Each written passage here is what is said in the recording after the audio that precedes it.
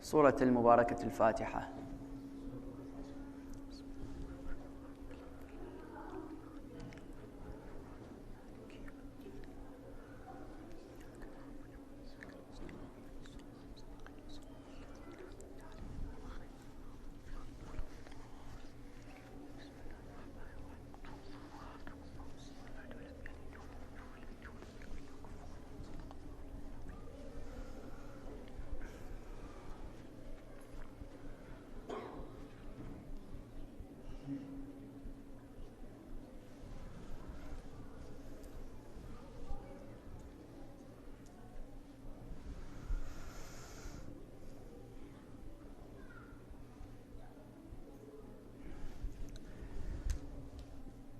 صلى الله عليك يا رسول الله.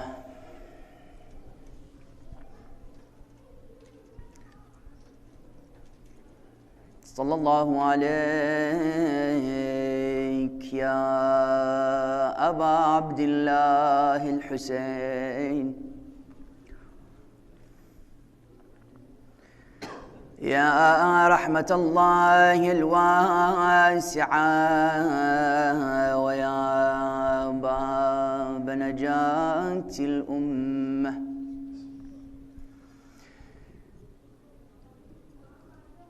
يا ليتنا كنا معكم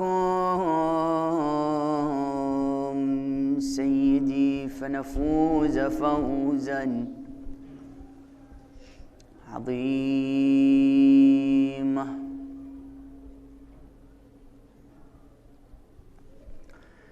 قال الله العظيم في محكم كتابه الكريم وقوله الحق وهو أصدق الصادقين. بسم الله الرحمن الرحيم. ما عندكم ينفد وما عند الله باق. My respected brothers and sisters in Islam, Assalamu alaikum wa rahmatullahi wa barakatuh.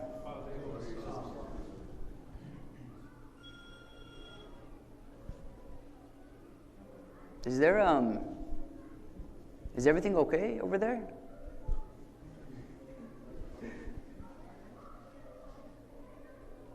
Because I know in Muharram we don't have carnivals.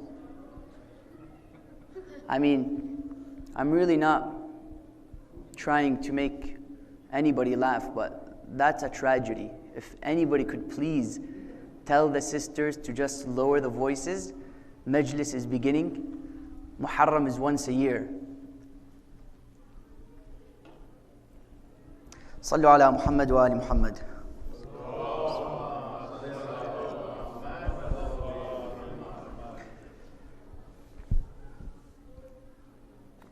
Translated as a belief in oneself and in one's abilities,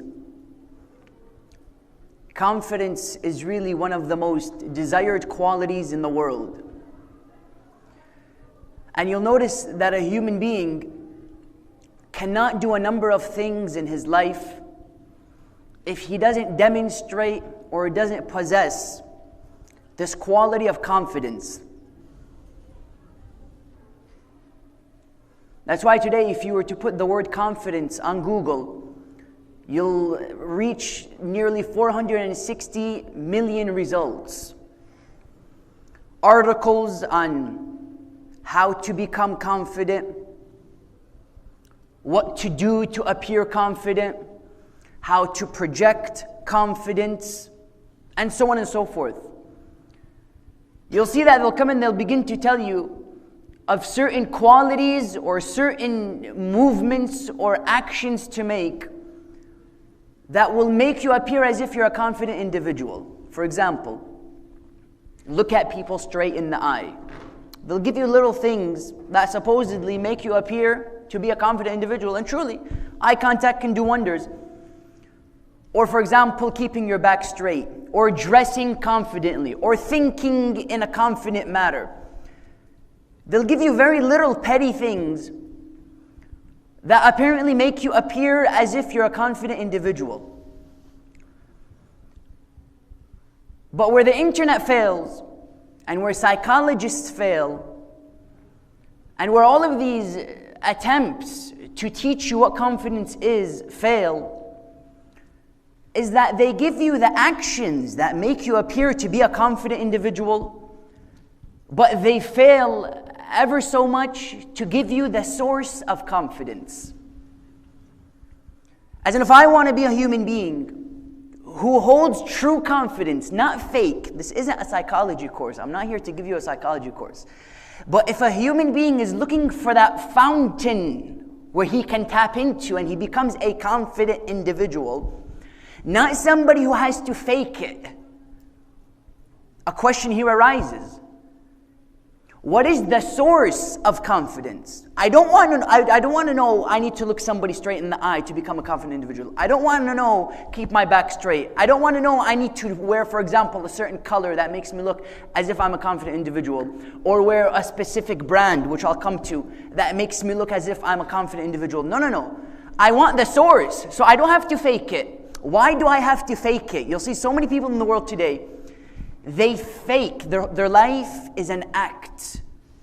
The minute he leaves the house, he has to begin an act. Then a question arises. Why does he have to fake something? In this life that we live in, why do we see genuineness so scarce, so rare, in other words? A limited commodity is sincerity in this world. You'll see from the way people look, you see fakeness. From the way people act, you see fakeness. From the way people speak to you, you see fakeness. Go to Hollywood, touch a palm tree, and don't be surprised if it's a plastic palm tree. Because you'll see fakeness surrounding you in this world like nothing else. You'll see many things are fake. You just turn on the TV. All you hear, smell, sense, and feel and get is fake. We live in a world which unfortunately is striving towards complete fakeness. And if you have true sincerity, yes, then that is truly something that's rare. And if you find a sincere human being, then hold on to him, because you never know when you're going to find somebody like that. That's why you go online, you'll see some of the most viral videos are videos which express sincerity. Somebody says something, he's crying. It touches the heart, because people have realized that sincerity is something very rare in the world today. Therefore, what do you notice? You'll notice he has to fake it. He has to put up an act. Today we want to see what are the different sources of confidence that the human being extracts his confidence from. And then we want to ask ourselves a very vital question. Is the source in which we're extracting our confidence from the same source that Sayyid al-Shuhada, Abi Abdullah al-Husayn, salawatullahi wa salamu alayhi, extracted on the 10th of Muharram? Allahumma salli ala Muhammad. Therefore, let's go through nearly 6 different sources of confidence in which we as human beings tend to extract our confidence from. Because a human being, at the end of the day, is who and where he extracts his confidence from. You can tell mountains about an individual simply by asking the question, where does he extract his confidence from? Because a man, I mentioned yesterday, is known by who he takes as a role model. That's one way of knowing a human being. Who does he emulate? Who does he adore? Who does he strive to become like? Another way of knowing a human being is by asking himself, and today all of us ask ourselves, where do we extract our confidence from? Because it's not about whether he is confident or not. We love to sit on the surface in this world today. We love to simply see the outside. The outside is satisfying to us. We don't strive to ask what's on the inside. We're very much content with the surface of things in this world. Therefore, I want to ask myself, not am I a confident individual? No, that's irrelevant. What is it that's making me a confident individual? And when you hear, for example, somebody like Saddam speak, you see the man spoke with utter confidence, but where would he extract his confidence? This is the problem. When he speaks, You tremble in front of him. Nobody would have the guts to question the authority of Saddam. Or like somebody like Yazid. These were men who had confidence. Nobody comes and says they didn't believe in themselves. Yeah, the question is, where did they extract their confidence from? Because if you know the source in which a human being extracts his confidence from, then you have just known who that human being is. Therefore, let's look at a number of sources in which man today extracts his confidence from, and we ask ourselves, is this something I can relate to? And is this the source in which Imam al-Husaini alayhi salam extracted his confidence from? And if not, some rewiring needs to be done. Firstly, we know that the physical world is something in which plays a big role in our lives. One of the biggest industries, multi-billion-dollar industries in the world today, is the industry of clothes. You'll notice brands such as Versace, such as, for example, Dolce & Gabbana, for example, other brands such as Coach, and brands such as, for example, and all the different brands that exist out there in the world today. People don't mind paying hundreds, if not thousands of dollars, simply because there is a certain commodity which has a specific name on it. I even remember reading Dolce & Gabbana, they released a pair of glasses which was over $300,000. And don't be surprised, many people would go and buy such glasses. Now you sit down and you just ask yourself, why do people buy such a thing? Is it truly because of the quality of the glasses? I really doubt people buy Dolce & Gabbana glasses because it's so comforting to the ear. I mean, unless these glasses allow me to see alim al-ghayb, then I don't know why people would consider paying over $300,000 for such a pair of glasses.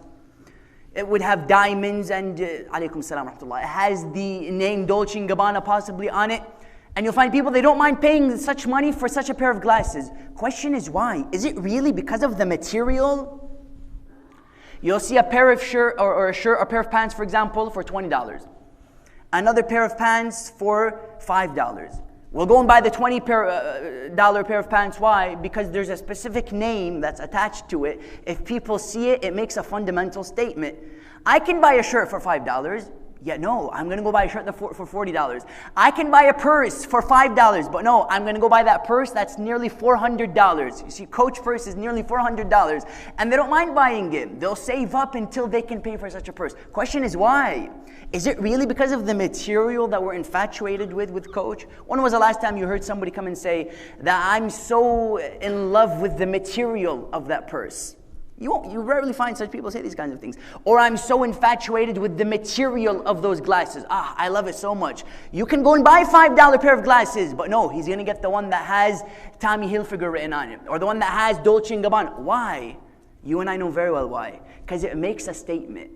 When I walk around with a pair of glasses that has that name on it, I just told the world that I have this much money, I'm at a certain level of quality, yes, and I don't buy anything. I wear it, and I wear it because it makes a statement. In other words, it makes me feel good. I can buy any car. Yeah, I'm not going to buy that Ford's, whatever it is out there, no pun intended towards Ford, but you're going to find he's going to save so much money until he can go and buy such a car. Why? Because it makes a statement. In other words, there are some people who extract their confidence from the physical world, being clothes, number one. He can buy any pair of pants, or he can buy any pair of shoes, yet when he has that letter on it or that symbol on it, it makes a fundamental statement and it makes him feel good as a human being. That's number one, clothes. Number two, you'll come and you'll look at hairstyles. You know how much you can tell about a human being just simply from his hairstyle? You go to a youth, you tell him you can brush your hair all the way back. You can do that, or you can brush it all the way down. He'll tell you no. I want my hair one side going this way. I want another side going this way. I want this one facing north, this one facing south. It's almost as if he has a compass on his head. You'll see it's going all directions. And listen, if he wants to do things like that, that's his decision. I see some people beginning to fix their hair. That's his decision. He can do whatever he wants. Yet you come and you ask question, why? You can brush your hair any way you want. Why does he decide one side is this way, one side is that way? And you come and look at the hair business in the world, and they come and they tell you that Today, you have over 300,000 salons in the US. I remember reading one statistic that said over 300 salons in the US. And you have how many people who pay money to buy certain hair products for their hair. You'll see it's a multi-billion-dollar industry as well, just as the clothing industry. You'll notice he brushes it in a specific way. Why? You can brush in any way. But no, it gives him a sense of I. It gives him a sense of individuality. It gives him a sense of, I am someone. That's why you'll notice, for example, at a certain age of a human being's life, he begins to put gel on. You tell him, why are you putting gel? He'll tell you, it makes me feel good. Why does it make you feel good? Because it's making a statement. I am becoming my own human being. Now, of course, it may also be because Jessica sitting in front of him in 4th grade is appealing to him. That's a different discussion. Yeah, you'll notice he begins to dress in a certain way, which says something very specific about him. Hairstyle. Another source of confidence which people tend to emphasize upon, which makes them feel good, is the body industry. You know, they tell you in 2013, 15.1 million cosmetic surgeries were made simply in the US. How much? 15.1 million cosmetic surgeries were done in the United States of America. You go and you read some articles, and they'll tell you things like, the people have noticed that there's a rise in technology in the United States of America. Therefore, they began to invest in surgery. And I disagree. And I'm pretty sure all of us disagree. It's not because of the advancement of technology in the US. No, no, no. It's because of the advancement of insecurity in the United States of America. You'll see a human being, he has all of the money in the world, the best life. He lives luxury like none other. Yet you'll notice one nuance in the shape of his nose encourages him to go and pay thousands, if not millions of dollars possibly, to change the shape of his nose. You now we come to ask question, why? Keep your nose the way it is. No, no, no, no. It bothers him. Wallah, today you go online and look at people who've done surgery to their nose. He'll tell you things like, I feel like I want to commit suicide with the nose that I have. It's simply a specific nuance and detail in the nose. Why does he want to pay millions or, for example, thousands of dollars to change the shape of his nose? Because his source of confidence is in his body. You'll see online the websites that sell supplements, that sell pills, that sell that protein powder and sell weight gaining powder. You'll see online is filled with such websites, and people pay money and they live their entire lives investing in such products. Why? This kind of a person is making a statement. He's saying, I derive and extract my confidence from what? From my body. Now, is anybody coming and discouraging you to have a nice body? No, no. You look at Ahlul Bayt, salawatullahi wa salamu alayhim, and you'll see that they were physically the best, spiritually the best, mentally the best. Islam is always emphasizing on the physical aspect, the social aspect, the mental, the spiritual, all around it, to have a perfect human being. Yet the problem is when this becomes the soul, and that's a tragedy.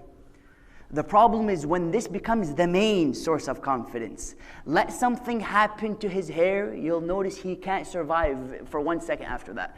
Let something happen to the car. I remember one brother, when I remember hearing a story, he bought a Mercedes. The first 2 days he slept inside of the car. First 2 days he decided to sleep inside of the car. Question, why did he decide to sleep inside of the car? There's an attachment to it. You'll see somebody who's put so much emphasis on his body, the minute he gets into a car accident, you'll see he's a completely different human being. Something happens to the face, he's a completely different human being. Islam comes and says there's no problem with looking beautiful. There's no problem with buying the best, looking the best, eating the best, going to the best of schools. There's no problem. But when that becomes the soul of my confidence, then now you have major problems. Now somebody come and say it's just physical. It's not physical. You then move on to money. You'll see some people, if you want to give him a heart attack, tell him something happened to his bank account. Go to him and tell him something happened to you. Wallah, his heart will drop down to his feet. Why? Because that's his source of stability. That's his source of inner peace. That's his source of what? Of confidence. I remember a very interesting story of Mansur al-Dawaniqi, who was a man who had a relationship with money like nobody else. You know what they say about this man, Mansur al-Dawaniqi? They say he would sit down in his castle, in his palace, and he would have people who would come and begin to recite poetry.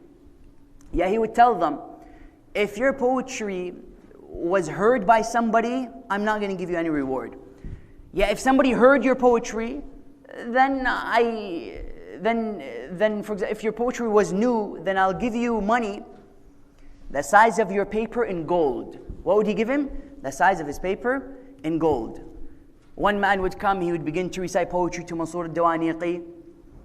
He would tell anybody, have you heard this poetry? 2 professional memorizers would come from behind the curtain who Mansur al-Dawaniqi would place. They would come out and they would have the poetry of the man who just recited it memorized.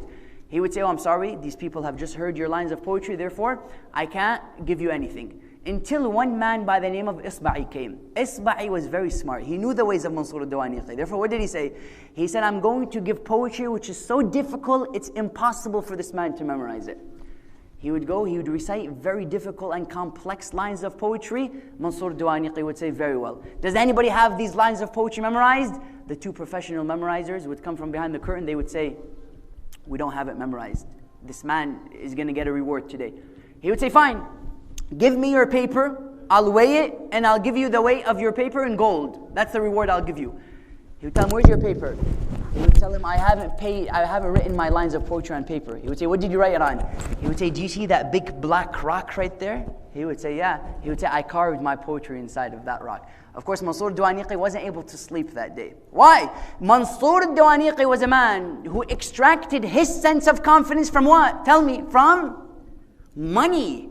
Money was what made him feel good. Money was what gave him encouragement in society. You'll see many people in the world today are just like him. Let his money go away, he becomes depressed, he becomes unstable. Allah Azza wa Jal, does he say don't have money? No, you look at Nabiullah Sulaiman, for example. Sulaiman, Allah says mulkan, we gave him unbelievable dominion and mulk and possessions. Allah Azza wa Jal would say we gave him.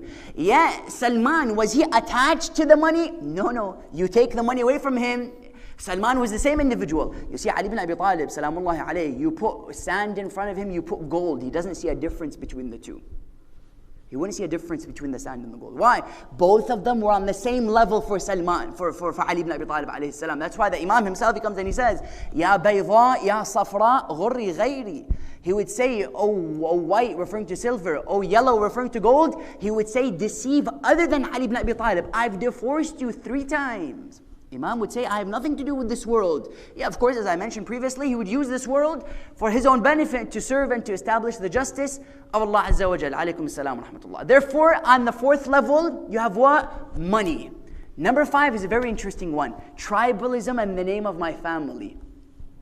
You see, some people, the source of his confidence is what? Is the name of his family. You go into the time of Rasulullah sallallahu alayhi wa sallam, sallu ala Muhammad wa ala Muhammad.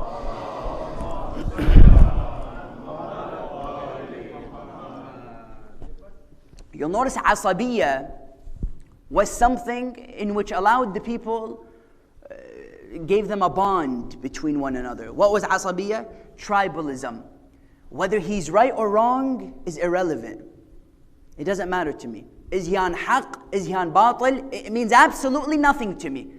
If he's related to me, I'm going to defend him. Do you know what was their motto? They would say, "Unsur akhaka zaliman aw mazlum." Support your brother, whether he's an oppressed or an oppressor. Is he doing something right? Is he doing something wrong? That's irrelevant. Is he related to me? Does he have a relationship with me? Then I'm going to support him 100%.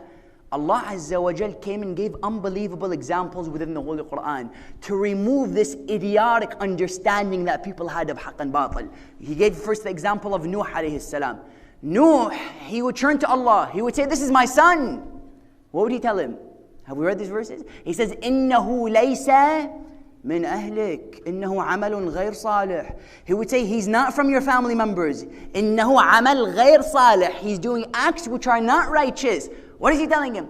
He's telling him, oh Nuh, physically, yes, he's your son. Biologically, yes, he's your son 100%. Spiritually, does he have anything to do with you? Absolutely not. By principle, by morals, does he have anything to do with you? Absolutely not. Yes, he's your son. You go, you study, you look at the records, it says this is the son of Nuh. Yet does he have anything to do with Nuh? No, why? Because he's a bad individual. This is the philosophy Islam came with the people of the time. You look in the time of Rasulullah, he would go against who, for example? Abu Lahab. Abu Lahab was who? Uncle of Rasulullah sallallahu alayhi wa sallam. He would go against him. He would become one of the greatest enemies of Allah Azza wa Jalla, enemies of Rasulullah. To where the verse comes and says, Tabbat yada abi lahabin wa tab.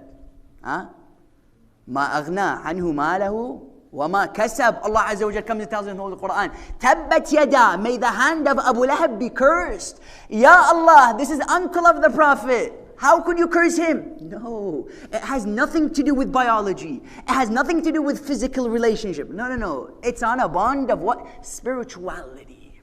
Look at, for example, another example. Nuh goes against his son. Rasulullah goes against his uncle.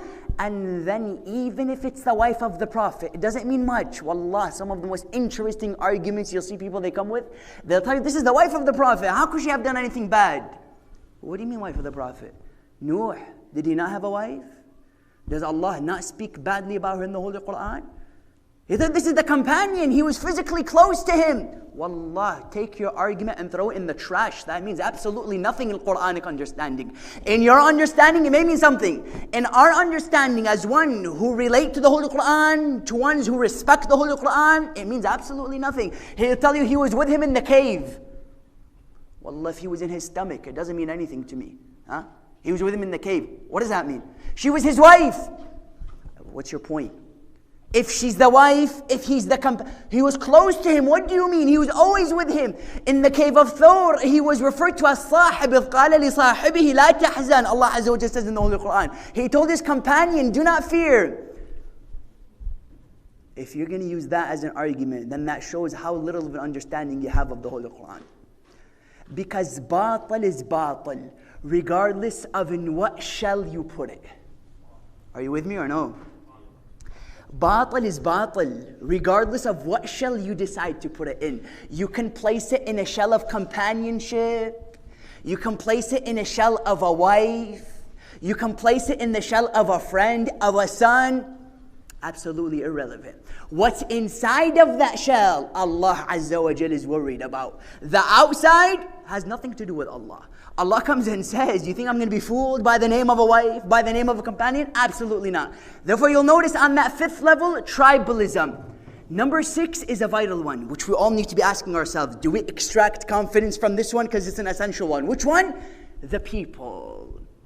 You'll see there's certain people in history, he had a psychological disease. He can never be on his own. He's always in front of the people. Always. You'll see him, he's mixing with the people, inviting people to his place. You look at kings, you always see him surrounded by people. Why? Because these are the ones who encourage him. These are the ones who tell him what to do. He can't live except with what? Bouncing off the positive vibes of the people. Now, of course, this can go in both ways, positive or negative. Either he is elevated by the positive vibes of the people, or simply by condescending and bringing people down, he raises himself. In other words, what do we see? We see this kind of a person, his main source of confidence is from the people. He lives with the people, mixes with the people. You know Yazid, Mas'udi mentions very interesting lines about Yazid, la'natullahi alayh. He says Yazid would have wine parties, he would encourage people to come to his place, and they would have celebrations with alcohol, and he even had a nice cute monkey by the name of Abu Qais. You notice he gave him a very nice name, Abu Qais. Do you know what he would do? He would dress him in red and in other colors, and he would put a stitched kufi on top of the head of Abu Qais, yes? And he would have a very nice relationship with him. He would never leave him alone. Him and Abu Qais were best friends. Subhanallah, this is successor of Rasulullah. This is who? This is continuation of the messenger of Allah Azza wa Jal. And you have until today people saying, radiyallahu an. Radiyallahu an. Ya Ali ibn Abi Talib, radiyallahu an, to a man who has a friend which is a monkey, a man who would drink, a man who in the year 62 AH would desecrate the holy Kaaba, radiyallahu an. May Allah curse such a person. Who you come and you say radiyallahu an? I don't understand. How are you going to come and say radiyallahu an? Some people are going to tell me you're instigating. We should do unity. What kind of unity? Yazid, a man who would strive to kill the grandson of Rasulullah, you're going to come and say radiyallahu an? How does that work? I respect you as an individual, yet your philosophies need to be thrown in a well and burned, because this kind of a philosophy is absolutely illogical. Radiyallahu an. Radiyallahu an. Ajib. And then what is he going to do? He's going to say Yazid radiallahu an killed Hussein radiallahu an. Both? I want to rip my hair. Both of them radiallahu an? How does that work? It's like saying Saddam radiallahu an killed who? Shahid al-Sadr radiallahu an. Both of them? Tell me, in which book does this make sense? I don't understand. If there's a killed and a killer, there needs to be haqq and batil. If there's somebody who was killed and somebody who killed him, are both of them good? How does that work? That's why everybody asks himself, in Jamal, it was Ali and somebody else. Who am I with? Jamal, you had two people. You had Ali and you had somebody else. Can I be with both of them? You know what he'll tell you? Ali radiallahu an and the person who he was fighting. How does that work? Allah says, قُلْ جَاءَ الْحَقِّ وَزَهَقَ الْبَاطِلِ إِنَّ الْبَاطِلَ كَانَ زَهُوقًا. Truth has come, falsehood is vanished, and indeed falsehood is ever vanishing. What do these kinds of people do? In other words, Yazid, a man who had a monkey as a friend, and he would give him a name, Abu Qais, he would put a nice kufi on him, he would dress, just imagine, this is Khalifa of Rasulullah, he goes and every day he wakes up, he dresses the monkey, pretty sure he washes the monkey, he gives him a bath, he sleeps with the monkey. This is who Khalifa of Rasulullah. To such an extent, he never wanted to stay alone. Why? Even the monkey, he has to be with him. These kinds of people, their confidence, in other words, what's the point to be taken from this notion? These kinds of people, they extract their confidence from who? From the people. His vibes bounce from the people. A king always surrounded by the people. Do you know what the imams would do? They thrive in silence and in isolation. The difference between an imam and a king that you find in the world today, an imam, his strength was in silence and in isolation. Whereas a king, he always has to be surrounded by people. Ali ibn Abi Talib, in silence, that's when you know the true Ali. When he would turn to Allah, no one except him and his tears, saying, Mawlai, ya Mawlai, anta al-Mawla wa ana al-Abd. Isn't that what the Imam says? وَمَنْ يَرْحَمِ الْعَبْدَ إِلَّا الْمَوْلَى مَوْلَاي يَا مَوْلَاي أَنْتَ الرَّاحِمُ وَأَنَا الْمَرْحُومُ وَمَنْ يَرْحَمِ الْمَرْحُومَ إِلَّا الرَّاحِمُ. Read the munajat of Ali ibn Abi Talib. He's constantly praising Allah. Where? In silence. I'm of the belief, and all of us inshallah are of the belief, if a human being does not take a certain period from his life and spends it in isolation, it's very difficult to know who you are truly. There has to be at least a year or a few months or a few weeks, a few days, a few hours where the human being spends in isolation. Rasulullah had his Ghar Hira. Are you with me? Rasulullah had his Ghar Hira. Do we have our Ghar Hira? What is my Ghar Hira? Imam al-Husayn, he had his Ghar Hira. He would take time separate. Do you know what the Imam alayhi salam says? Ali ibn Abi Talib? He says finding the Creator is in disconnecting from the creation. Look at the words of the Imam. Are you with me? He says finding the Creator, Allah, is found in what? In disconnecting from the creation. When you disconnect from the people, you get to know yourself. But the problem with a lot of people, he disconnects, he never comes back. You look at Ibn Hallaj, some have come and said that he didn't come back and he was killed. People didn't like it. And when you isolate, you need to come back. Some mention along these lines the examples of Ibn Hallaj, for example. If you're going to separate from society, the problem is some people, they separate, he's in a completely different world. Where did you go? I haven't seen you for a number of years. Sometimes marriage is the isolation. You see, the minute some guy gets married for 45 years, you don't know where the heck he is. Where do you find him? You find him in Muharram. You tell him, where were you? He'll tell you, brother, I got married. Okay, did you get married or did you move to Mars? I mean, I don't understand. Did you get married or you went to some other country? Sometimes marriage can be the isolation, but please, if you get married, show up. We want to see your beautiful face. Sallu ala Muhammad wa ali Muhammad.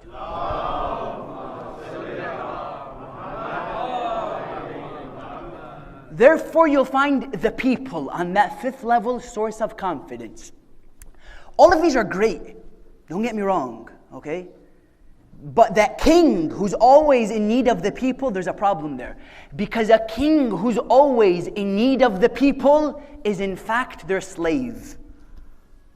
A king who's always in need of the people, he's in fact their slave.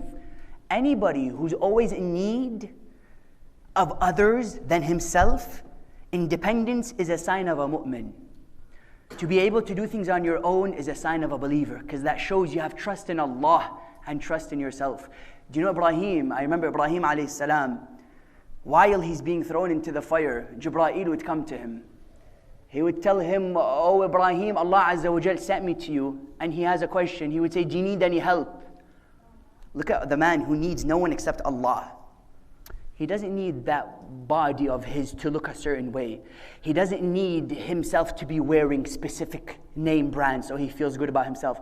He doesn't need to be having a specific style in his way and the way he walks. No. Look at Ibrahim alayhi salam. He says, "I need one thing and one thing only."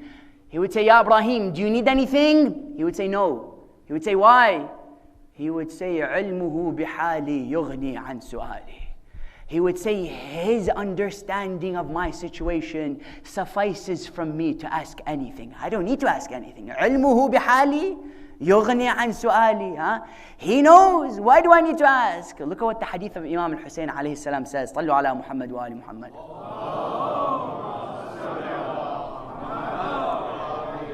Imam Al-Husaini alayhi salam, he comes and he says in a very nice hadith which explains to us this whole understanding. He says, إِنَّ اللَّهَ مَا خَلَقَ الْعِبَادَ إِلَّا لِيَعْرِفُوهُ فَإِذَا عَرَفُوهُ عَبَدُوهُ وَإِذَا عَبَدُوهُ استغنوا بعبادته عن عبادة سواه. He says, indeed Allah has not created man except to know Him. Give me your attention here. Except to know Him. If they know Him, they will worship Him. And if they worship Him, they need nothing other than Him. استغنوا بعبادته عن عبادة سواه. They suffice through worshiping Him in needing to worship anybody else. That on another note, independence is a sign of a mu'min. Now, all of these, are they bad? Is it bad to have the best of clothes? Nobody's saying that. Don't get the message incorrectly. Is anybody saying that you shouldn't strive to have a strong body? No. But the problem arises where? Is when this becomes the sole purpose of the confidence and sole source of the confidence of a human being. Question is why? Chapter 16 of the Holy Quran, Allah Azza wa Jal gives a verse which solves this whole dilemma. He says, Bismillah ar-Rahman ar-Rahim, Ma عندكم ينفد. What's with you will disappear. ينفد, it will vanish. وَمَا عِنْدَ اللَّهِ باق. He says, and what's with Allah will stay forever.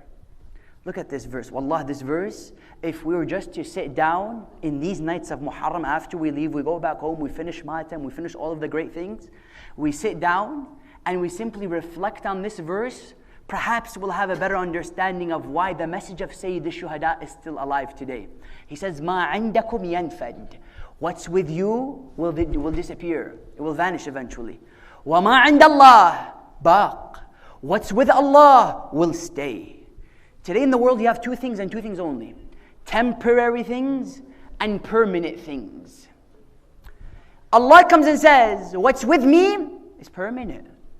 You want to live your whole life striving to make a certain number of money, that's your choice.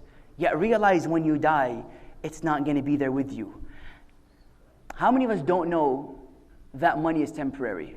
Pretty sure all of us know that. How many of us know that fame and popularity and our clothes and our existence is temporary? Pretty sure all of us know. Question is, why are we still so infatuated? Do you know why? That attachment is too strong. That bond we have with the money, there's an attachment. Imam Ali alayhi salam, he says, zuhud, asceticism, isn't that you don't own anything, it's that nothing owns you. Look at the words of the Imam. It's not that you don't own anything. No, own as much as you want. Nabiullah Sulaiman, ala nabiyana wa ala alihi wa alayhi salam, had everything. Allah says we gave him great mulk. To the extent he would stand and he would see jinn building his castle. Yet even Salman came to a realization that what he has will eventually leave his hands. You know Salman, how he died, how he left this world? He would be standing and he sees somebody coming to him. He would tell him, Salman, did you come as, he would tell that man coming to him or that entity, he would tell him, did you come as a visitor or how did you come? He would say, I'm Salman and I tell people who can enter and who can't enter. He would say, oh Nabiullah, I haven't come as a visitor, I've come as a taker. He would say, I'm not picking up. What do you mean I came as a taker? He would say, Ya Nabiullah, it's time to go. I've come to take your soul. He would say, what do you mean you come in? Why didn't you send me a notification? Send me text message. Send me a WhatsApp. Let me know. You know what he would tell him? He would tell him, Sulaiman, I sent you message after message. You've been oblivious of all of them. He would say, really? Which message? Because I didn't receive any of them. He would say, do you remember when your father died a few days ago? He would say, yeah. He would say, that was message number 1. He said, do you remember when your sister died just a few weeks ago? He would say, yeah. He would say, that's message number 2. He would say, do you remember when so-and-so died? He would say, yeah. He would say, that's message number 3. He would say, Sulaiman, I sent you message after message. You've been oblivious of all of them. Ajib. Do you know how he would take the life of Sulaiman? He would take his soul while he's standing. They would say Nabiullah Sulaiman would have a stick in his hand. He would be standing. He wouldn't fall because of the stick. Would be holding him until ants. For 3 days, jinn and ants are busy building the castle of Sulaiman alayhi salam. Until ants, they come, they begin to nibble on the stick of Sulaiman. The stick falls and Sulaiman alayhi salam falls with it. Sulaiman came to realization that I have all of this wealth. Yeah, eventually this wealth will leave my hands. Look at that one rich man. He said, when I die, put my hand out of my grave. They would tell him why. He would say, keep my hand outside of the grave. Don't put it inside. They would tell him why. He would say, because when I die, I want everybody to know that I left with my hands empty. Ajib. We all know that, brothers and sisters. We all know that money won't be with us when we die. All of us know that. We all know this existence would surpass and is a transient existence. All of us know. Yet why are we attached to it? حب الدنيا رأس كل خطيئة, as Rasulullah says. Love of this world is the head of all vice. Look at the words of Rasulullah. He says حب arrogance. And to look at the problems we have in the world today: imperialism, arrogance, greed, jealousy, Wall Street. You look at all the problems that we have. Where do they derive from? حب الدنيا رأس كل خطيئة. Love of this world, we think we'll be here forever. And even those who don't think they'll be here forever, they still live as if they're going to be here forever. Isa gives a very heart-striking line. He says, be in this world, but don't be of this world. Look at the words of Isa. Be in this world, don't be of this world. I-N-O-F. Very similar. Two letters, he switched them around. It gives you an unbelievable meaning. Be in this world. Don't be of this world. In this world, of this world means what? You have those who live in this world. They use the world. There are others, no. They're of this world. They let the world use them. He lives here. Yet you'll notice it's as if the world is what? The world is living inside of him. He's not living inside of the world.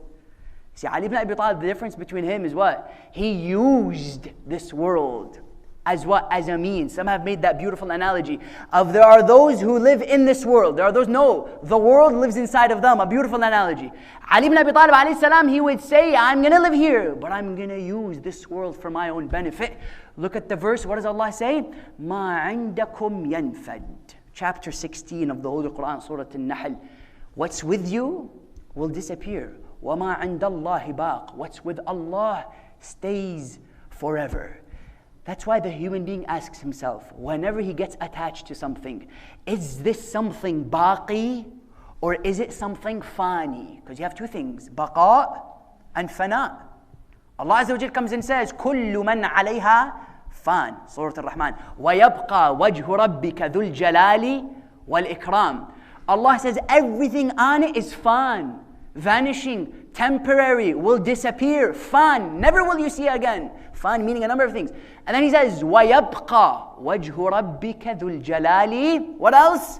وَالْإِكْرَامِ. He says that the face of your Lord, Jalal, glory, greatness, however you want to translate it, وَالْإِكْرَامِ, and honor will be there forever. Allah Azza wa Jal, what is He saying? He's saying, realize, ya mu'min. Realize, O lover of Aba Abdullah. Realize, O the one who comes and shed tears for the Imam.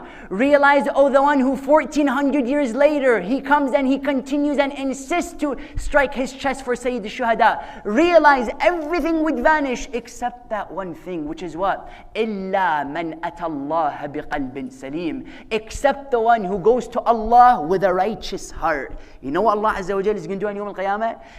The first thing He's going to look at is what? He's going to look at the body. Wallah, mashallah, this guy can bench 250 straight to Jannah. Is that what Allah Azza wa Jal is going to say? What is he going to look at? The hairstyle? Now that is a fascinating hairstyle. Jannah, 7th, Jibreel, 7th level, elevator, number 7, take him right away. He's going to look at him, he's going to look at what kind of a purse he's wearing. Or I hope it's not a he wearing a purse. That would be great tragedy. He's going to look at her, what kind of purse she's wearing. No, Allah, first time, what is he going to do? He's going to remove the shell. Us? Worse. You know what it is? It's like somebody, when he eats an orange, he eats the peels. He puts away the orange. He's very much infatuated with the peels. We think Allah Azza wa Jalla is going to deal with us in the same way that crazy guy, he eats the peels and he puts the orange on the side. And I hope none of us do that. Allah Azza wa Jalla, He moves the peels. This is what we're not understanding. Allah Azza wa Jal, Al-Hakim, wal-ayad billah, never is He fooled by these peels. He moves the peels. He says, what's inside of that orange? That's what Allah Azza wa Jal wants to know. What's inside of that body? There's some people, move his money, very interesting. You move his wealth, you move his money, you move everything. Do you know what you realize? There's nothing there left. Because that was him. You know what Allah Azza wa Jal says? He comes and He says, فَأَمَّا الزَّبَدُ فَيَذْهَبُ جَفَاءً. Allah. He says the zabad, the bubbly stuff, it's going to vanish. What's going to stay is the substance. Of course, I paraphrase for you the verse. أَمَّا الزَّبَدُ فَيَذْهَبُ جَفَاءً. He says the bubbly stuff, you know, sometimes you go to ocean, for example, and you see bubbles, you see, for example, trash. Move that trash. Allah says, I'm going to move all of that filth. I'm going to move all of that trash. And I want to see what's inside of there. There's some, do you know why He's so infatuated with the shell? Because there's nothing inside. He has to put up something, otherwise he'll be non-existent. He has to put something. If he doesn't, there's going to be nothing there. Allah Azza wa Jal, brothers and sisters, the point to be taken is what? He's going to be looking at that heart. And if that heart hasn't been polished, yes, then Imam Al-Husaini alayhi salam would not be satisfied with such a human being. These nights of Muharram, let us be asking ourselves, the tears are coming from the eyes. That's great. The chest is getting red when I hit it. That's also very great. Yet is the heart changing? Is the heart, are tears falling from the heart? Because that's what Allah Azza wa Jal wants. That's what the Imam alayhi salam wants. The outside is excellent. And by the way, if tears fall, that's a sign that something is happening inside. You can't have fake tears. When tears fall, it's a sign that internally there's something happening. There's a revolution inside. Yet Imam al-Hussein came with the external revolution so that you and I 1400 years later could have the internal revolution. That's why when you go to Karbala, you'll see the emphasis of Imam al-Hussein on what? The emphasis of Sayyid al-Shuhada on Allah. You'll notice how many times would he mention Allah? And he's making an unbelievable point. He's saying the goal over here is to satisfy Him because He's the everlasting one. Let me give you some examples. For example, Imam al-Hussein comes and says, لَقَدْ شَاءَ اللَّهُ فَرَزْدَقْ. He would come to him, Imam would ask him, he would tell him, O Farazdaq, are they with us or against us? What would he say? He would say, قُلُوبُهُمْ مَعَكَ وَسُيُوفُهُمْ عَلَيْكَ. He would say, their hearts are with you, yet their tongues are against you. They want to be with you, O Aba Abdullah, yet their tongues have been altered by the ways of Ibn Ziyad and his likes to be against you. He would tell him, O Imam, don't go to Karbala, don't go to Kufa, they're against you. It's a lost game, don't do it, O Aba Abdullah. What would he say? He would say, لَقَدْ شَاءَ اللَّهُ أَن يَرَانِي قَتِيلًا. He would say, Allah will to see me a martyr. وَلَقَدْ شَاءَ اللَّهُ أَن يَرَاهُ النَّاسَ بَهَايًا. He would say, Allah wishes to see me a martyr. And Allah wishes to see them taken as captives. This is what Imam al-Hussein alayhi salam tells him. He tells him, Allah wishes to see me in such a way. Another example where he's always mentioning Allah. He's making it very clear that my goal is to satisfy the one who never dies. He would say, when Ali al-Asghar alayhi salam would have that three-pronged arrow pierced into his neck, what would the Imam say? He would raise his hands to Allah. He would say, Allahumma in kana هذا يرضيك فزدني منه. He would say, oh Allah, if this makes you satisfied, then increase it upon me. All of it, you'll notice Allah. Why? He's making the point. He's saying everything else is temporary, yet the Lord above is the one who's permanent. He would say on another level, he would say, Allahumma khudh minni hatta tarda. He would say, oh Allah, take from me until you're satisfied. Yet there is this one last line of the Imam alayhi salam which breaks the heart. They say when Abu Abdullah al-Husain alayhi salam was laying on the sands of Karbala, in his last moments, Shimr ibn Dhil Jawshan would come closer to the Imam alayhi salam. A hadith by Shimr himself, la'natullahi alayhi. He says that I was distracted by the noor on the face of Imam al-Husain alayhi salam. Imagine, Shimr himself, he says I was distracted by the noor. Yet he would also say, I saw the lips of the Imam mumbling. I was wondering, what's the Imam saying?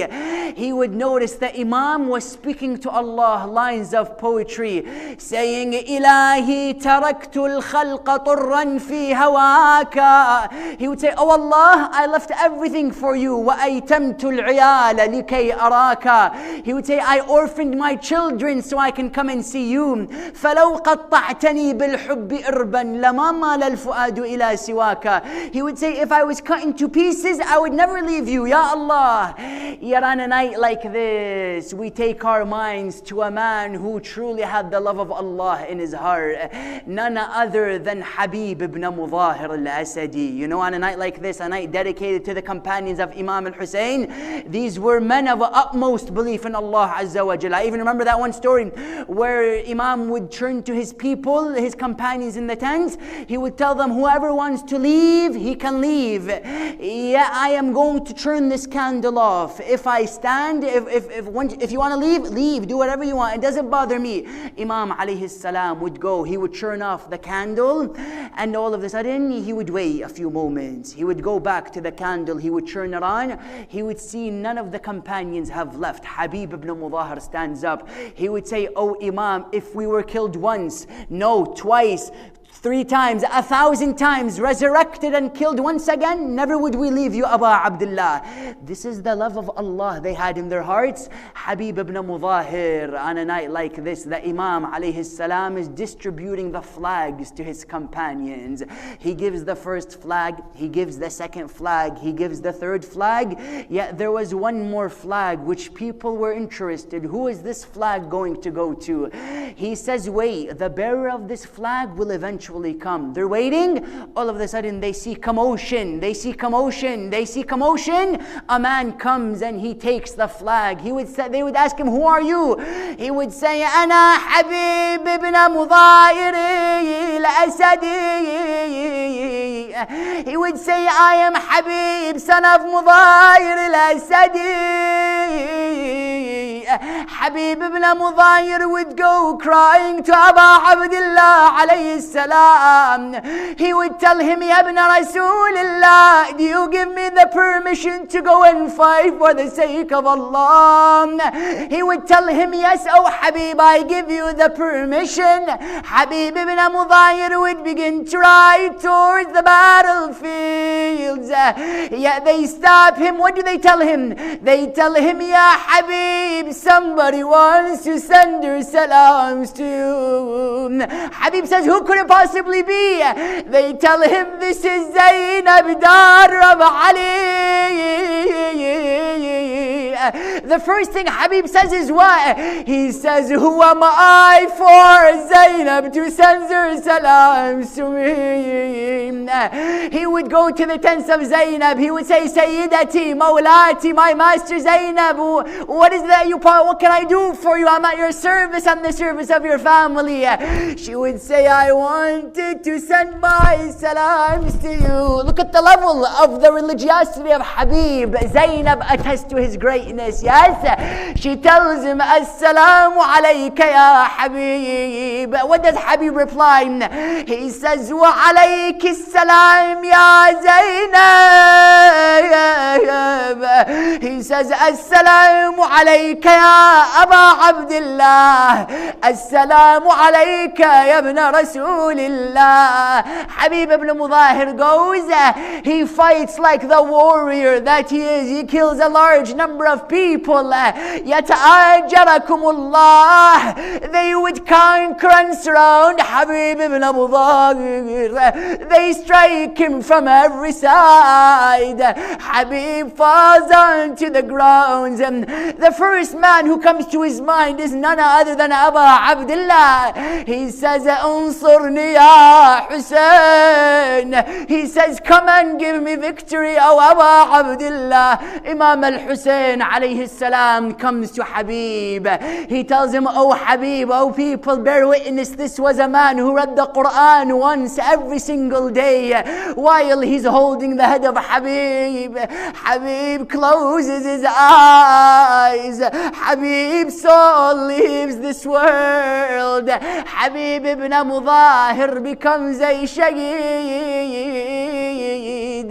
Assalamu alayka ya Habib ibn Mudahir al-Asadi wa rahmatullahi wa barakatuh. May Allah grant us the ziyarah of Habib ibn Mudahir. Raise your hands, brothers and sisters.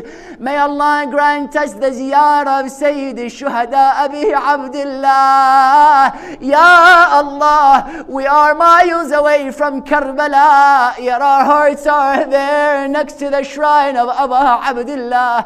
Grant us the ziyarah of Sayyid al-Shuhada, Ya Allah. Grant us the shafa'ah of Sayyid al-Shuhada, Ya Allah. Grant us to be on the path of Abu Abdullah, Ya Allah. 3 times, and may you jeeb with the loudest of our voices. Bismillahir Rahmanir Rahim. Amman.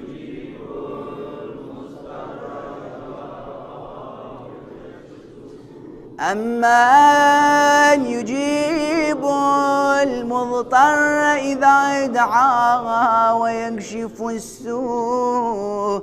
أمن يجيب المضطر إذا دعاه ويكشف السوء برحمتك يا أرحم الراحمين. اللهم شاف كل مريض بحق مريض كربلاء زين العابدين. اللهم انصر الإسلام والمسلمين واخذل الكفر والمنافقين. اللهم عجل لوليك الفرج واجعلنا من أنصاره وأعوانه والمستشهدين بين يديه. And to answer our du'as and to hasten the appearance of our 12th Imam, we recite Surah Al-Fatiha before the loudest of your salawat upon Muhammadin wa Ali Muhammad.